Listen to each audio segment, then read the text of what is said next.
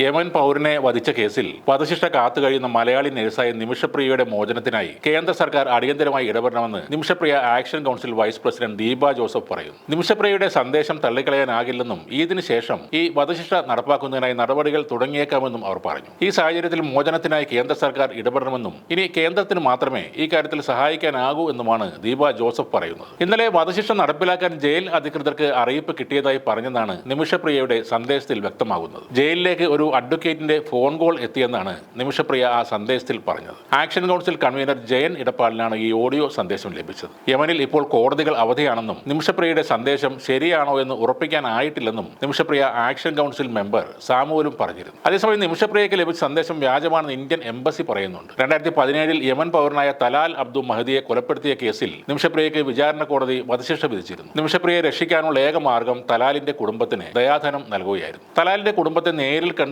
മാപ്പപേക്ഷിക്കുന്നതിന് വേണ്ടി നിമിഷപ്രിയയുടെ അമ്മ പ്രേമകുമാരി യമനിൽ പോയിരുന്നു. തലാലിന്റെ കുടുംബവുമായും അവരുടെ ഗോത്രത്തിന്റെ തലവന്മാരുമായും ചർച്ചകളും നടത്തിയിരുന്നു. എന്നാൽ ഈ ചർച്ചകളൊന്നും ഫലം കണ്ടതുമില്ല. തൊടുപുഴ സ്വദേശി ടോമി തോമസിന്റെ ഭാര്യയാണ് നിമിഷപ്രിയ. നഴ്സായി ജോലി ചെയ്യുന്നതിനിടെ ആ നാട്ടിൽ സ്വന്തമായി ഒരു ക്ലിനിക്ക് തുടങ്ങാൻ സഹായ വാഗ്ദാനമായി വന്ന ആളാണ് ഈ തലാൽ അബ്ദു മഹദി. ഇയാൾ പിന്നീട് നിമിഷപ്രിയയുടെ പാസ്പോർട്ട് പിടിച്ചെടുത്ത ശേഷം നിരന്തരം ക്രൂരമായി പീഡിപ്പിച്ചതുകൊണ്ടാണ് താൻ ആ കൊലപാതകം നടത്തിയതെന്നാണ് നിമിഷപ്രിയയുടെ വാദം. നേരത്തെ നിമിഷപ്രിയയുടെ മോചനവുമായി ബന്ധപ്പെട്ട് ഹൂതി വിമത ഗ്രൂപ്പ് പ്രതിനിധി അബ്ദുൾ സലാമുമായി ഇറാൻ വിദേശകാര്യമന്ത്രി അബ്ബാസ് അരാക്ചി ചർച്ച നടത്തിയിരുന്നു. ഇന്ത്യൻ വിദേശകാര്യമന്ത്രി എസ് ജയശങ്കറുമായി കൂടിക്കാഴ്ച നടത്തിയതിന് പിന്നാലെയായിരുന്നു ഹൂതി ഗ്രൂപ്പ് പ്രതിനിധിയുമായുള്ള ഇറാന്റെ ചർച്ച ഉണ്ടായത്. ഇറാൻ വിദേശകാര്യമന്ത്രിയാണ് നിമിഷപ്രിയയെ മോചിപ്പിക്കുന്ന വിഷയം ചർച്ചയായെന്ന് ദ ഹിന്ദു ദിനപത്രത്തിന് നൽകിയ അഭിമുഖത്തിൽ പറഞ്ഞത്. ഇക്കാര്യത്തിൽ കഴിയാവുന്നതെല്ലാം ചെയ്യുമെന്നാണ് ഹൂതി നേതാവ് മറുപടി നൽകിയതെന്നും അദ്ദേഹം പറഞ്ഞിരുന്നു. നിമിഷപ്രിയയുടെ കാര്യത്തിൽ യമനുമായി ചർച്ചകൾ നടക്കുന്നതായി ഇറാൻ വിദേശകാര്യമന്ത്രി നേരത്തെയും അറിയിച്ചിരുന്നു. യമനിലെ മിക്കവാറും പ്രദേശങ്ങൾ ഹൂതികളുടെ നിയന്ത്രണത്തിലായതുകൊണ്ടാണ്